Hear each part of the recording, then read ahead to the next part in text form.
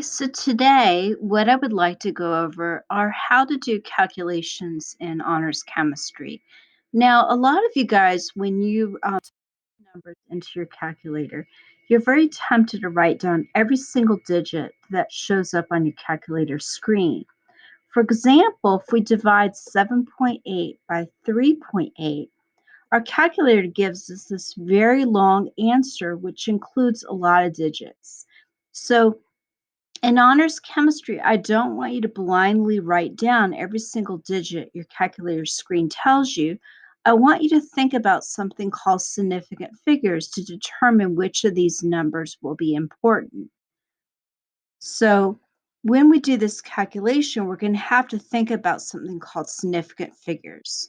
So, the definition of significant figures are they are all the digits that we know precisely in a measurement, so we're talking about things that we would actually measure in the lab, like the length of something or the mass of something, maybe the volume of something.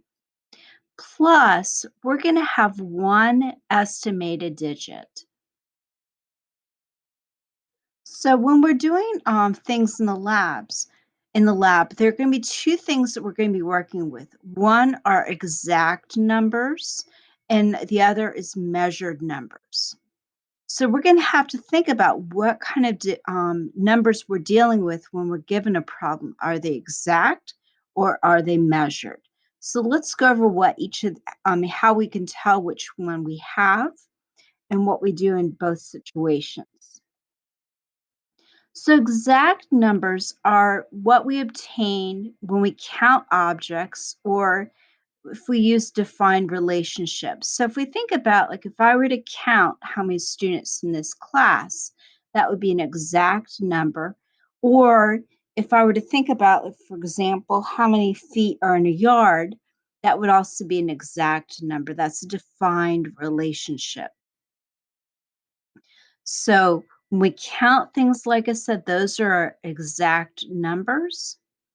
Or if we think about defined relationships, like the fact that they're 12 inches in a foot or 100 centimeters in a meter, those are also exact numbers. So, just to go back, let's think about if we have exact numbers. I want you to look at these and think about what would be defined as an exact number, and also what would be defined as a measured number. So, if you're watching this screencast, I want you to pause it and think about which ones would be defined as exact and which ones would be defined as measured. And then we'll go over the answers so you could just check to make sure you're on the right track.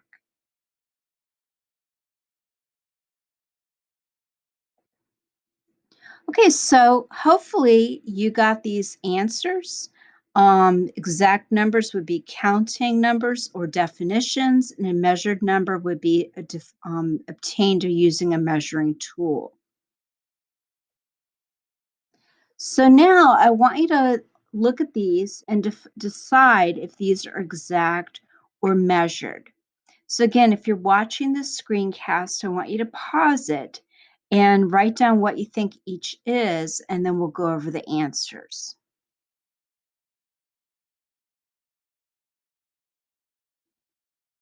Okay, so let's check your answers.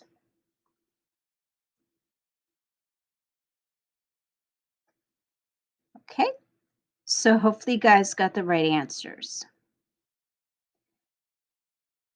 Okay, so when we're in the lab, I want to go over quickly what we would report out when we're making a measurement. Which ones we would have certainty of and which ones we'd be estimating. So if we look at this particular situation, we're measuring the volume of a liquid using a graduated cylinder. So if you look at the blown up version of it on the right, what you would see is that you could be pretty certain that the volume of your liquid has to be at least about 17 milliliters. Now, that we would know for certainty. We would then want to estimate one digit. So, some of you guys, if you were to look at this, you might say, I think it's about 17.5. Some of you guys might say, I think it's 17.4. Some of you might say, I think it's 17.6. What you'd see is there would be some difference in that last digit. So that would be our estimated digit. So we would want to have at least one estimated digit. So that would be how we would report that measurement. Again, here, if you look at this situation with the nail and the ruler, if you look at where it's been blown up, what you can see is that we would say it's about maybe, let's see, about it is 6.3 centimeters. And then we would estimate one digit. And when we estimated this, we would say maybe it's 6.35 or it's 6.36. That would be one estimated digit. So let's look at this. Okay, when we take this measurement, we know for certainty it's 4. We would have just one estimated digit, and that would be 4.5. Some of you guys might say 4.6. Some of you guys might say 4.4, but there would be one estimated digit. Now, if we had a better ruler, and looking at the same line, we would say it's definitely 4.5, but now we still have one estimated digit, so we might say 4.54 or 4.55 or 4.56, so that we would have two digits we know for certainty and one estimated digit. In the last situation, we would only have one digit we know for certainty, which we might say is 2, maybe 2.9, or we might say it's 3.0.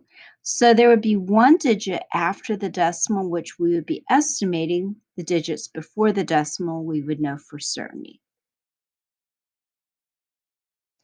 Now let's look at this graduated cylinder. If we fill this with water up to this line, we would say, okay, we know for certain it is about 15 milliliters. Now we have to think of one estimated digit. We might say, okay, I think it's 15.0 milliliters, or we might say 1.50 times 10 to the first milliliters. Here's another example. How would we report this? And sorry about that. Let's go back. Okay, how would we report this? This is in centimeters. Each of these divisions is 1, 2, 3, 4, 5, 6, 7, 8, 9. It's 0.1 centimeters. So we would say it's 1, 2, 3, 4, 5, 6. 1.6 centimeters with one estimated digit. That would be maybe about 1.65 centimeters. Again, there would be some variation in that last digit. And if we look at this, we would say, okay, for certainty it's 4.5 centimeters with one estimated digit. That would be maybe 4.54 centimeters or 4.55 centimeters, but there would be some variation.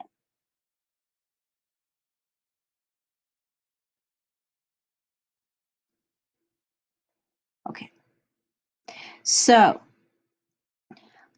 when we're making a measurement in the lab, what we have to do is we have to make that guess.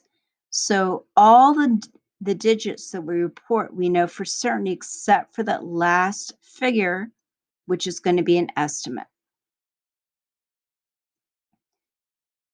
Okay, so if we look at numbers, when we look at numbers given to us in a problem, the more digits after the decimal just means there's more precision with that particular piece of equipment.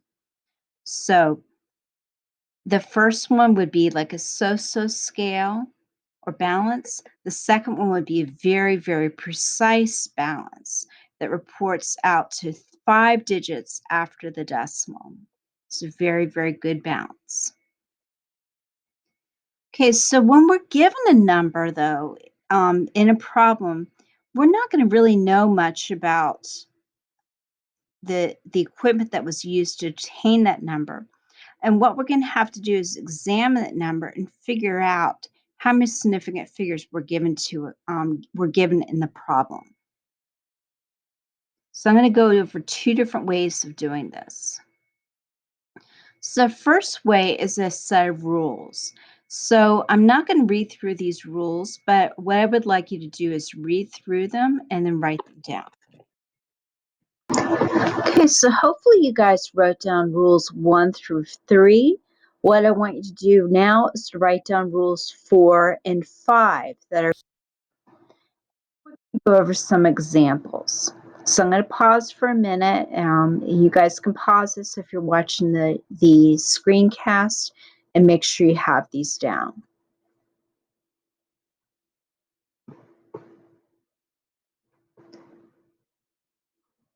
Okay, so now I want to go over a simpler way, at least for me, because I'm not someone that likes to memorize things. I'm not very good at memorization. But there's kind of almost you'd think of as a mnemonic that will help you to also to remember which numbers are significant when you're looking at a particular thing that's given to you in a problem. Okay, so this one is called the Atlantic Pacific Rule. So you think about the United States, the Pacific Ocean is on the left-hand side of our country, and the Atlantic Ocean is on the right-hand side. So Pacific means that you have a decimal or a period in your number. Atlantic means that the decimal or period is absent in your number. So I'm going to just draw on this so you guys can kind of see some examples and see how I use this method to figure out which numbers are significant or not. So I'm going to write down a number. I'm going to write down two numbers, one with a decimal and one without a decimal. And I'll show you how this rule will help me to figure out which numbers are significant. So I'm going to write down this number. I'm just making up a number. This number obviously has a decimal. So decimal is present. So we're going to start from the left-hand side with this number. And we're going to start counting digits, starting with the first non-zero digit in our number. So that would be the 1. So I have 1, 2, 3, 4, 5 significant figures in this particular number. With the Atlantic rule, we're going to look at numbers where the decimal is absent.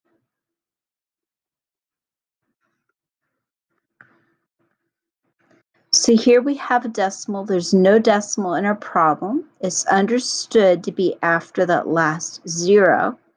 What we're going to do is we're going to start counting from the right-hand side or from the Atlantic side. And again, we're going to start counting with the first non-zero digit, which is our 5. So we have 1, 2, 3, 4, 5 significant figures also with this particular number. So both of these have 5 significant figures. So you can either use the list of rules that I gave you, or you could think about this Atlantic Pacific rule. So what I'm going to do now is I'm going to project some numbers, and I want you to pause this presentation and look at them and decide if how many significant figure each number has. And then we'll go over the answers.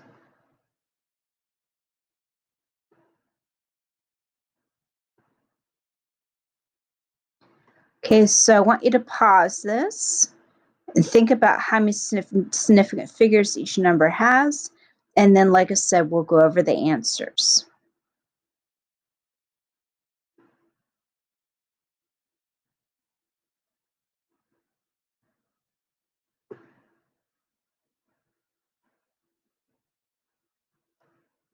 Okay, so now we're going to go over the answers.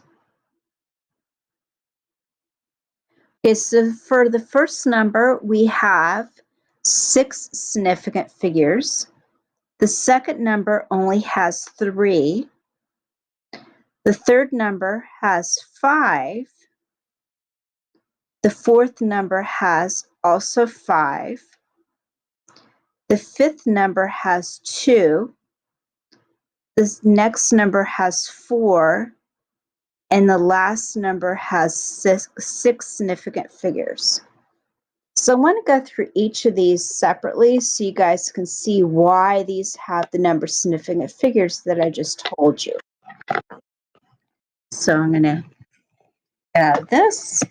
Okay, so if we look at the first number is a number with a decimal. So we're going to start counting from the Pacific side. So we're going in from the left-hand side. So bring up 10.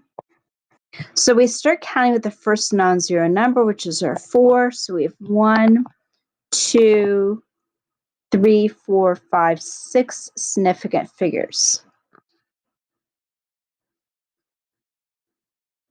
Our second number also has a decimal. So again, we start from the Pacific side. We start counting from our first non-zero number, which is our 2. So we have only, in this case, 3 significant figures. Our next one also has a decimal. So we also go in from the Pacific side, and we have 1, 2, 3, 4, 5 significant figures.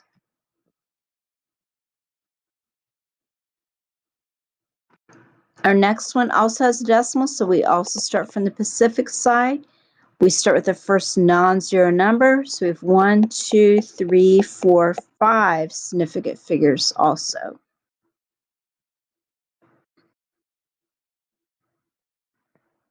Our next one has no decimal, so we start from the Atlantic side. We start with the first non-zero number that we encounter coming from the right. So that is our 8. So we have 2 significant figures. Our next one has a decimal, so we start from the Pacific side. We start counting with our first non-zero number, which is our 3, and we have 1, 2, 3, 4 significant figures. You notice there that I did not convert my number into standard notation. I just left it in scientific notation, and I did not worry about exactly how large the number is. The zeros at the end would just be placeholders. The last one has a decimal. So we start from the Pacific side. We have 1, 2, 3, 4, 5, 6 significant figures. Okay, so this is how to determine significant figures. What I want you to do now is I want you to practice on the worksheet that's in Google Classroom, and then check your answers against the key in Google Classroom, and then see if you have any questions. So thank you for watching.